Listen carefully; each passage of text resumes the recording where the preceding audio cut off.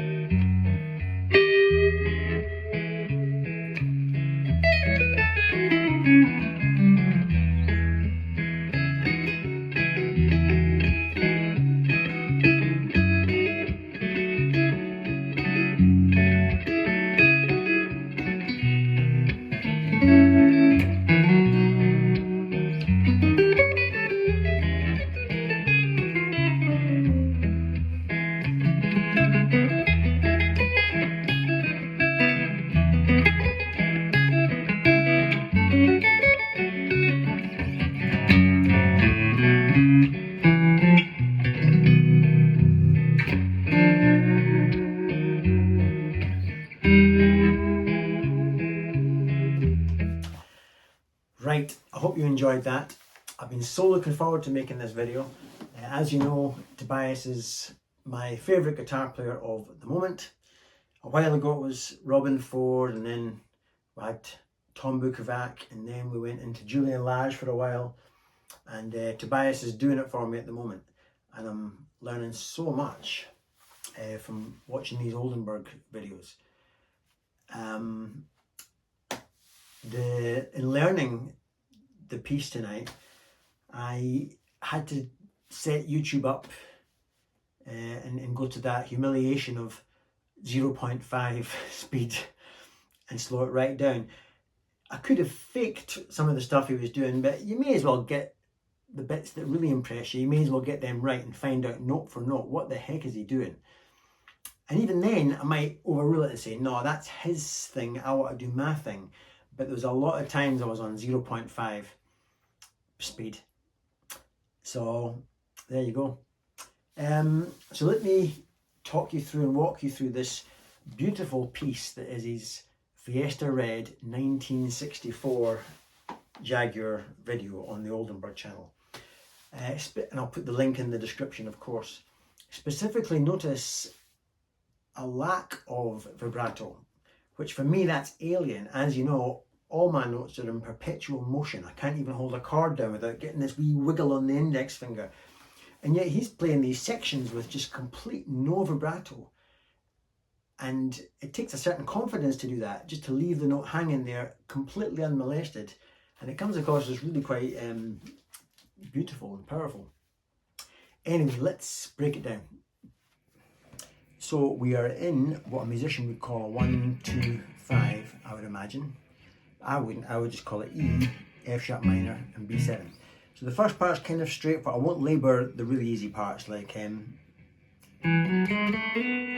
just running up the major scale, and then as we go to the F sharp minor, all self-explanatory kind of stuff. To herald in the B, and to suggest B7, that's just a 2-fret separation on the D and G strings, and my index finger starts to move it. He doesn't do that nearly so much, of course. A little pentatonic, major scale run. And here we go again.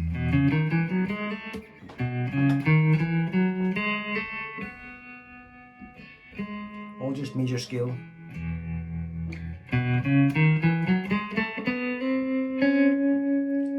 Up to the F sharp minor. I like a little half set rub when I can. As we arrive at the F sharp minor. And there's just 2 chords from the F sharp minor, brought down a semitone, then up a tone past the destination and back.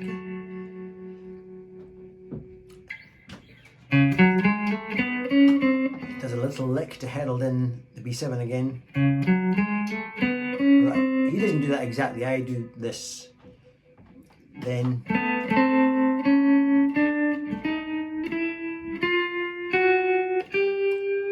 it's a suggestion of what he does. He doesn't do exactly that, but this is how I'm interpreting it. Just remember we're on a B chord. That's just a B chord, there's the 7, so it's a B7. And just walking up that index finger.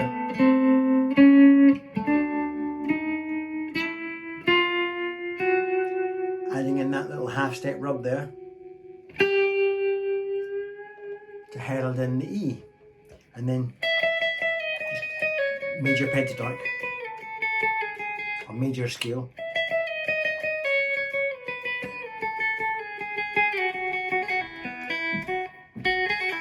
I do little hammer-ons, he does them less so, I think.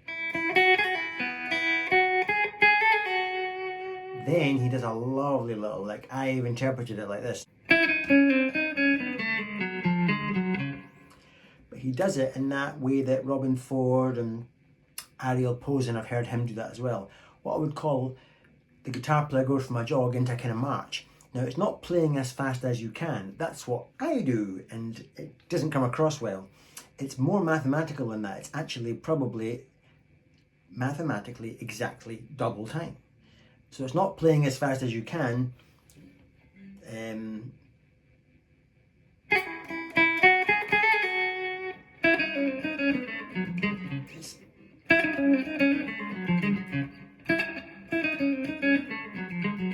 you've got to do it, whatever, but the point is you've got to be on the beat, just double timed. For me, that takes lots of practice. I think I pulled it off on occasions on that track. Anyway, note for note, it's just. And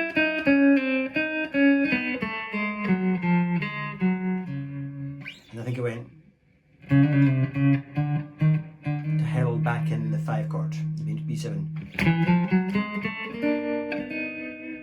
Just walking up in semitones. He does something like that, a bit more complex as his one. And that resolves it beautifully to the E. Then he pulls off this wonderful lick. I would never have created this.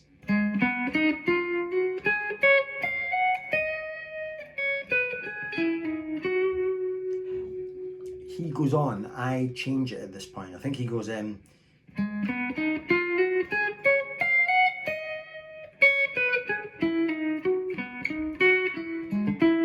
And he goes weird again. But I am not as good as him, therefore I've just interpreted it like this.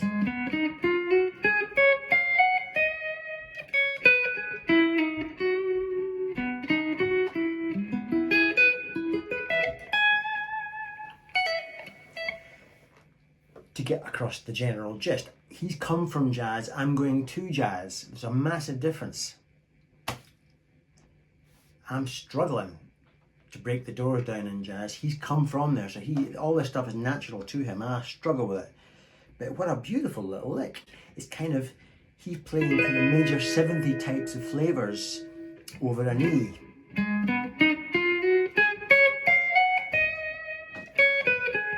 Major 7 again. And of course that's just me walking up a chord. Then to take us down to the F sharp minor. Right? I did that. He doesn't do this part, but I do this. He does more complex jazzy stuff. Then he goes to this beautiful little, as we get to the B chord.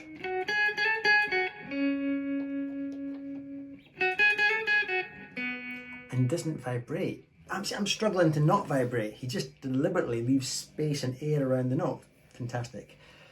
Then he switches pickups, of course, and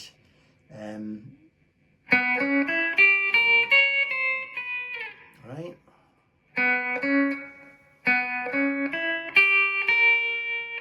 That's diminished. Right. And playing these lovely little Mexican Spanishy type of things. As we arrive at the F sharp minor, then he does this lovely lick again.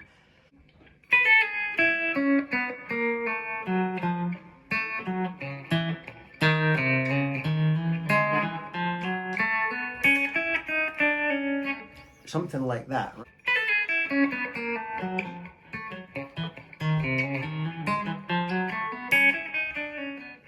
And it's important to cut it off and let it dribble away to nothing. That's the actual notes. I slowed it down to the humiliating half speed on YouTube to get that. I've seen Ariel Posen and Robin Ford do that kind of thing. Then just to herald in the 1 chord coming back in again, the E chord.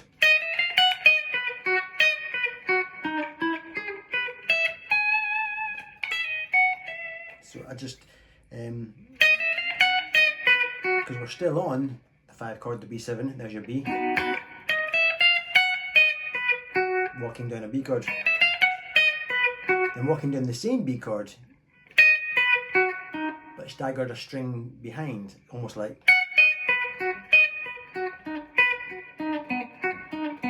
That type of thing. So then time to go back to the regular E chord with the same concept, walking up the chord. Then he does some weird stuff that I didn't follow. I just went or something like that. And then I switched pickups and went.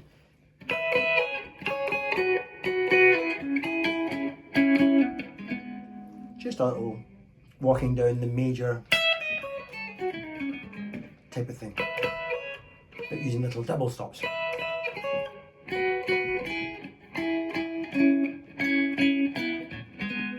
And this lick here that it pulls off, watch this. Whoa, this blew my brains.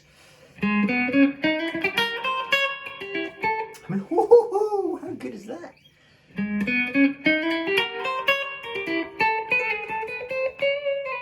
Again, the part that really impressed me was the part of copied kind of note for note. This other spiffle that I'm doing is just me because I'm not good enough to do what else he does. So just to slow that down, you're on an E chord, are you? I think you're on an E chord, but you're leaving the E chord and going to the F sharp minor. So that's all E. So far so good, yeah. That's diminished.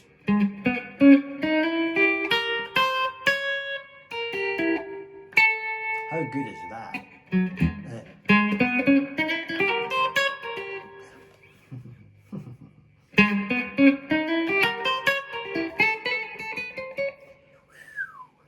Love that. And I think I went.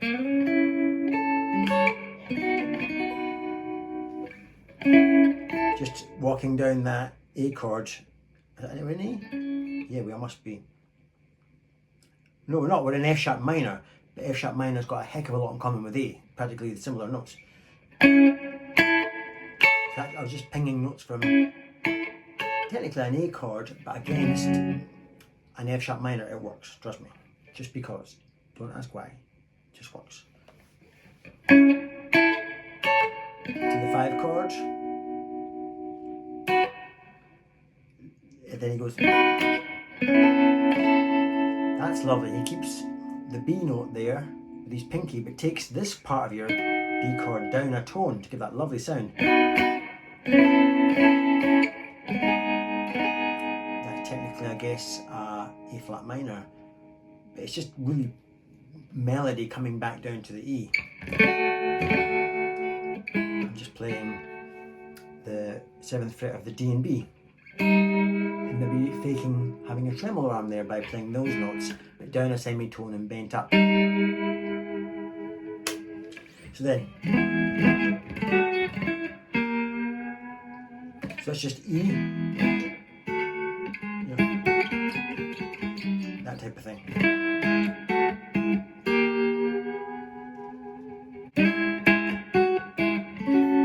It's just your straight F sharp minor, to another F sharp minor, down to a B9.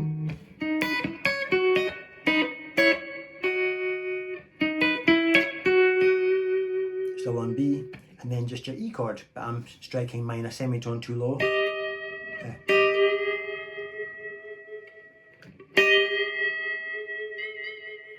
Yeah, and then I went.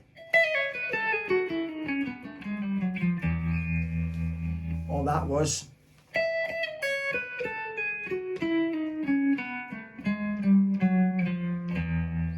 just my little lick. It wasn't one of his, but just to get me down to that lovely open E, because he does arrive at the open E, and all it is just major scale, but with a couple of passing notes. When he gets to his E, he does this beautiful,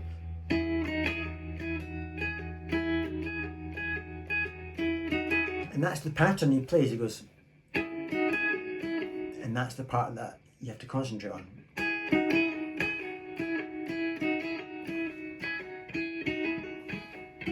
Super easy. Just there's your E chord, there's your B chord, and you're just sympathising with the E by going. That's pretty much it.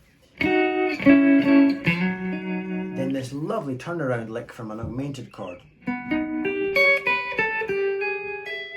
How nice is that? And he does some stuff. The stuff that I incorporated was different to him, because you have to walk your own path. That's an excuse for not being able to walk his path through lack of skill. However, I will walk a lone boy, as Rabsy Nesbitt once said. So I'm going like this.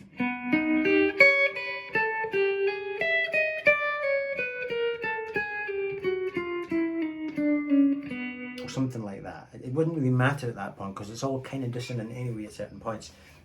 The lick, by the way, is based off this chord. That is an augmented chord.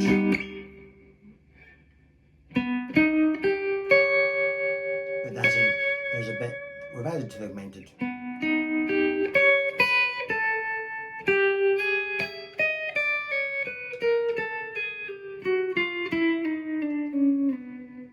Then he does this lovely thing I can't do.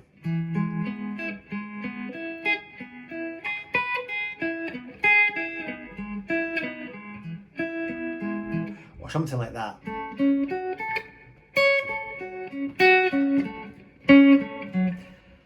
One day I'll perfect that. He's just walking up that chord and then that chord, but he's doing it in this one step forward, two steps back kind of approach.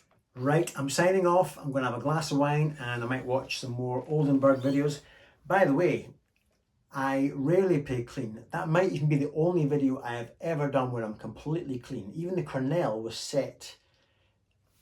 I usually have it to its quietest setting so that it breaks up if I dig in without even an overdrive pedal. Tonight I've got the Cornell set at a higher wattage, so I'm crystal clear. I didn't know guitars could sound so good crystal clear. In trying to imitate his Red Jaguar, this guitar has a tone and a half. This neck pickup, you go boing. It's just gorgeous. It's given me a new love for this Oswald, and I can't wait to get my Oswald Jazzmaster. Right, have a lovely evening. I'm going to have a glass of wine. Talk to you on the next one. Bye for now.